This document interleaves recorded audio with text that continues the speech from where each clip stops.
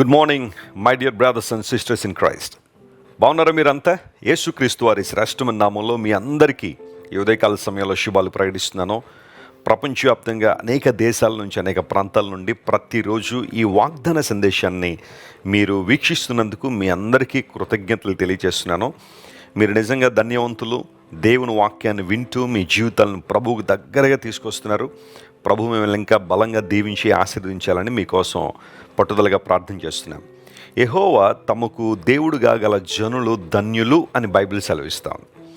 ప్రభువుని యేసుక్రీస్తు వారిని మనం కలిగి ఉండడమే గొప్ప ధన్యత, గొప్ప ఆనందం కూడా కదా.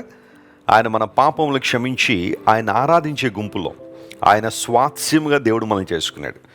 ఎవరైనా మీ దగ్గరికి వచ్చి మీరు ఎవరు అని అడిగితే మేము యేసుక్రీస్తు ప్రభు యొక్క స్వాస్యమై ఉన్నాము అని చెప్పడం ఎంత ఆశీర్వాదకరమో, ఎంత ఆనందకరమో మీరు గమనించండి. దేవుడు మనకిచ్చిన గుర్తింపు అలాంటిది. ఆ కారణాన్ని బట్టి మనం ప్రతిరోజు ప్రభువును స్తుతిస్తూ గణపరుస్తూ మన జీవితాల్లో పరిశుద్ధాత్మ దేవుని యొక్క మాటకు లోబడుతూ ఆయన సంరక్షణలో ఎదగగలిగితే ఖచ్చితంగా మన జీవితాలు రానున్న తరాలకు ఆశీర్వాదకరమైన దేవునికరంగా ఉంటాయి. ఈరోజు వాగ్దానం కోసం కనిపెడుతున్నారు కదా. పరిశుద్ధ గ్రంథం తెరిచి ఆదికాండము 12వ అధ్యాయము 7వ వచనం చదువుతున్నాం. Genesis chapter 12 and verse 7. యెహోవా అబ్రామునకు ప్రత్యక్షమయ్యి నీ సంతానమునకును ఈ దేశమిచ్చేదనని చెప్పగా అతడు తనకు ప్రత్యక్షమైన యెహోవాకు ఒక బలిపీఠమును కట్టెను. దేవుని వాగ్దానాలు ఎంత బలమైనవి అంటే అప్పటికి అబ్రహాముకు ఇంకా సంతానం లేదు. తన 75వ సంవత్సరంలో దేవుడు అబ్రహాము యొక్క పిలుపును విని కల్దీ దేశం నుండి బయటకు రావడానికి ఆయన ప్రయాణం ప్రారంభించాడు. తనతో పాటు తన భార్యను తీసుకొచ్చాడు. మరి కొంతమంది ఆయన వెంబడి వచ్చారు. అందరూ కలిసి కనాను దేశం వైపుగా ప్రయాణం చేస్తారు. కరెక్ట్గా ఇదే నీ గమ్యం అని సరిగా తెలియపోయినప్పటికీ కూడా అబ్రహాము విశ్వాసంతో తన ప్రయాణాన్ని ప్రారంభించాడు. అబ్రహామును విశ్వాసులకు తండ్రి అని మనం ఎందుకు పిలుస్తామంటే కొన్ని విషయాల్లో తనకి తెలియపోయినప్పటికీ కూడా దేవుడు చెప్పాడు కాబట్టి తన ప్రయాణాన్ని విశ్వాసంతో ప్రారంభించాడు, విధేయతతో ప్రారంభించాడు. కాబట్టే అబ్రహాము విశ్వాసుల తండ్రిగా పిలువబడుతున్నాడు. ఈరోజు చాలాసార్లు దేవుడు మన జీవితాల్లో కూడా విశ్వాసాన్ని పరీక్షిస్తాడు. ఎన్నో పరీక్షలు మనం రాస్తూ ఉంటాము, ఎన్నో పరీక్షలు గుండా వెళ్తుంటాం. కానీ కొన్ని సందర్భాల్లో విశ్వాసానికి తగిన పరీక్ష జీవితంలోకి వస్తూ ఉంటుంది. అబ్రహాము ప్రయాణం అయ్యాడు. ఎప్పుడైతే దేవుడు అబ్రహాముకి విధేయతను, విశ్వాసాన్ని చూశాడో కనాను దేశానికి ఆ వ్యక్తి వచ్చిన తర్వాత, అంటే ఒక పర్టికులర్ ప్లేస్కి వచ్చిన తర్వాత దేవుడు అన్నాడు, నేను నీకును నీ సంతానానికి ఈ దేశం ఇస్తాను అని వాగ్దానం చేశాడు. ప్రభునందు ప్రియులారా, ఈ వాగ్దానం నుంచి మనం నేర్చుకునే ఒక ఆధ్యాత్మిక సందేశం అంటే మన దేవుడు ఇచ్చువాడు. Praise the lord. ఆనాడు అబ్రహాముకి వాగ్దానం చేశాడు, దేశాన్ని ఇస్తానని దేవుడు ఇచ్చాడు. అబ్రహాముకు మాత్రమే కాదు, నీ తర్వాత తరాలకు కూడా ఇస్తానని వాగ్దానం చేశాడు. ఇచ్చే దేవుడు ఆయన.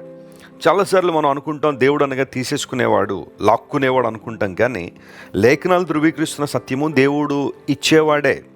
ఆయన తన ప్రాణాన్నే మన కోసం ఇచ్చాడు కదా. మనందరం రక్షణ పొందినట్లుగా, మారు మనసు అనుభవంలో కొనసాగునట్లుగా, తిరిగి జన్మించిన అనుభవంలో మనందరం ముందు కొనసాగునట్లుగా దేవుడు తన ప్రేమను మన పట్ల వెల్లడి చేసి తన ప్రాణాన్ని మన కోసం ఇచ్చాడు. చాలామంది తెలియక దేవుడు అవి ఇవి ఆశిస్తున్నాడు అనుకుని ఏవేవో పట్టుకెళ్ళని ప్రయత్నం చేస్తున్నారు. అయితే అన్నిటికన్నా ప్రాముఖ్యంగా దేవుడు మన నుండి కోరుకుంటుంది మన హృదయం కదా. ఆయన మన హృదయాన్ని కోరుతున్నాడు. ఆ హృదయాన్ని ఆయనకి ఇవ్వగలిగితే సమస్తాన్ని ఆయన ఇస్తాననే వాగ్దానం చేసింది దేవుడు. ఈరోజు నీకు ఇచ్చువాడు ఆయన. బైబిల్ గ్రంథంలో ఎన్నో వాగ్దానాలు మనం చూస్తాం. ఎవరైతే ఆయన అంగీకరిస్తారో, అనగా తన నామం విశ్వాసం ఉంచుతారో వారందరికీ ఆయన తన పిల్లలయ్యే అధికారం ఇచ్చాడు అని లేఖనాలు ధృవీకరించాయి. దేవుడు ఇచ్చాడట, ఒక అధికారం మనకి ఇచ్చాడు. ఏంటా అధికారం అంటే మనం దేవుని పిల్లలము అని పిలువబడినట్లుగా. ఒక రక్షించబడిన విశ్వాసి, యేసుక్రీస్తు ప్రభు రక్తంలో కడగబడిన వ్యక్తి దేవుని బిడ్డగా, దేవుని కుమార్తెగా, దేవుని కుమారుడిగా కొనసాగుతున్నాడు, దేవుని పిల్లలంగా. మనం దేవుని పిల్లలము అని ఎవరు సాక్ష్యం ఇచ్చారు? సుప్రీంకోర్టా, లేకపోతే హైకోర్టులో ప్రూవ్ అయిందా మనం దేవుని పిల్లలమని? ఎవరిస్తున్నారు సాక్ష్యం అంటే పరిశుద్ధాత్మ దేవుడు సాక్ష్యం ఇస్తున్నాడు. ఆత్మ తానే సాక్ష్యం చెబుతున్నారు మనం దేవుని పిల్లలమని. అది ఎంత గొప్ప ఆధిక్యత! అది దేవుడు నీ పట్ల కలిగి ఉన్న ప్రణాళిక లాంటిది. అబ్రహాముకి ఈ దేశం ఇస్తాను అని వాగ్దానం చేశాడు, దేవుడు ఇచ్చాడు. ఈరోజు నీ దేవుడు వాగ్దానాలు నెరవేర్చే దేవుడు. ఆయన నీకు ఇస్తాను అని వాగ్దానం చేసిన దేవుడు, ఆయన ఇచ్చే దేవుడు, ఆయన ఇచ్చే దేవుడు ఆయన.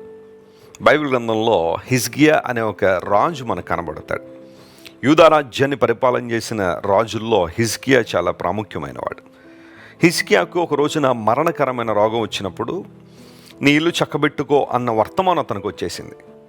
అయితే హిజ్కియా ఆ వర్తమానాన్ని విన్న తర్వాత తను ఎవరి దగ్గర పరిగెత్తగలడు, ఎవరి వైపు చూడగలడు? ఒక నిర్ణయం తీసుకున్నాడు, గోడ తట్టు తిరిగి ప్రార్థన చేస్తానని.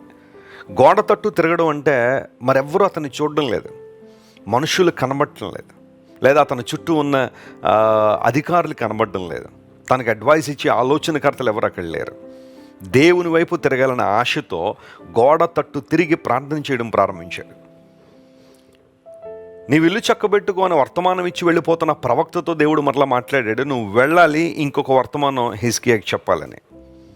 యెషయా దైవజనుడు వెనక్కి వచ్చి దేవుడు చెప్పమన్న మాట చెప్పాడు, నేను నీ ప్రార్థన విన్నాను, నీ కన్నీటిని చూశాను, నీకు మరలా ఆయుష్ను ఇస్తున్నాను.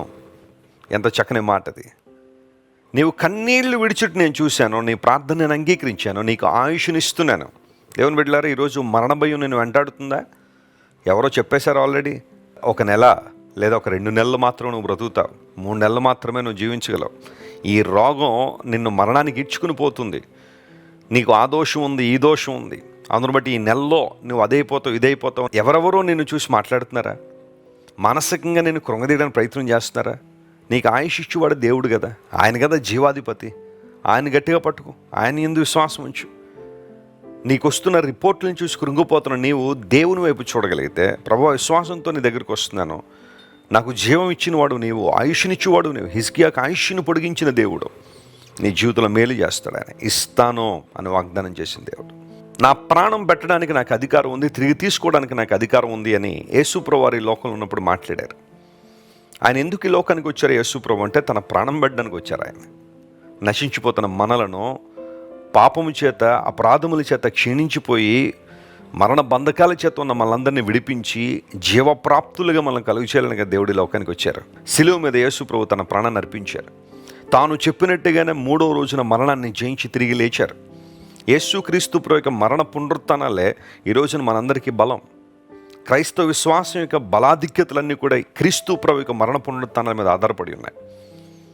అవే మనకు రక్షణ ఇస్తున్నాయి, నీతిమంతులుగా తీర్చబడడానికి అవకాశం ఇచ్చాయి.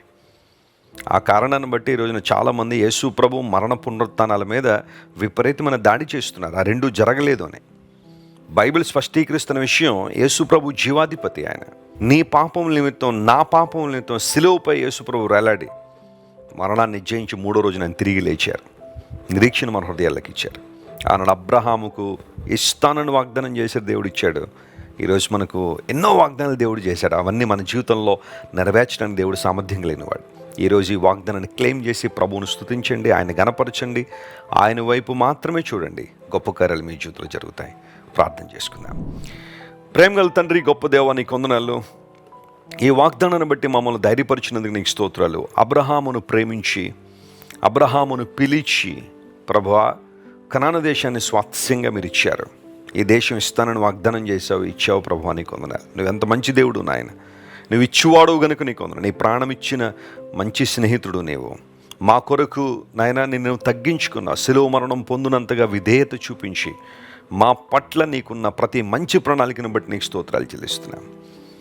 ఈరోజు మా ప్రియులు ఎవరైతే అవసరాల్లో ఉన్నారో, ఇబ్బందులు ఉన్నారో, ఇచ్చే దేవుడు కనుక వారికి మేలు చేయండి ప్రభువా. వారి ఉద్దేశాల్లో, వారి ప్రణాళికల్లో నీ అభిషేకం ఉంచి అద్భుతాలు చేయమని కోరుతున్నాం.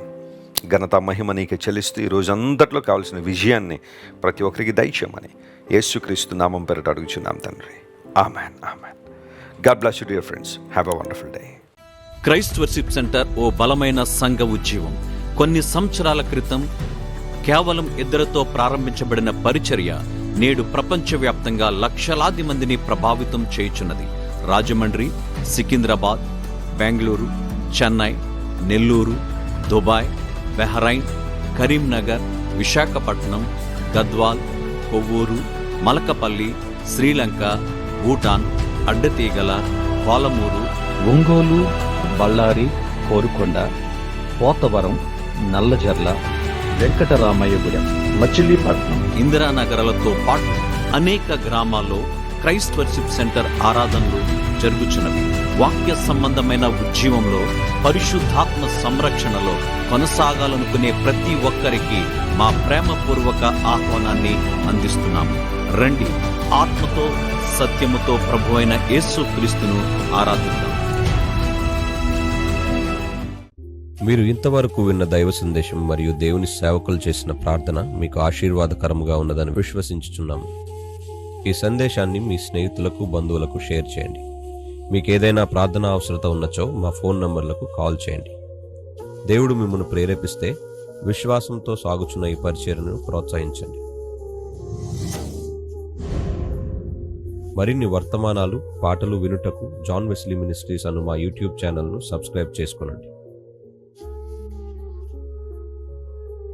ప్రభువైన యేసుక్రీస్తు కృప మీకు తోడైండును గాక.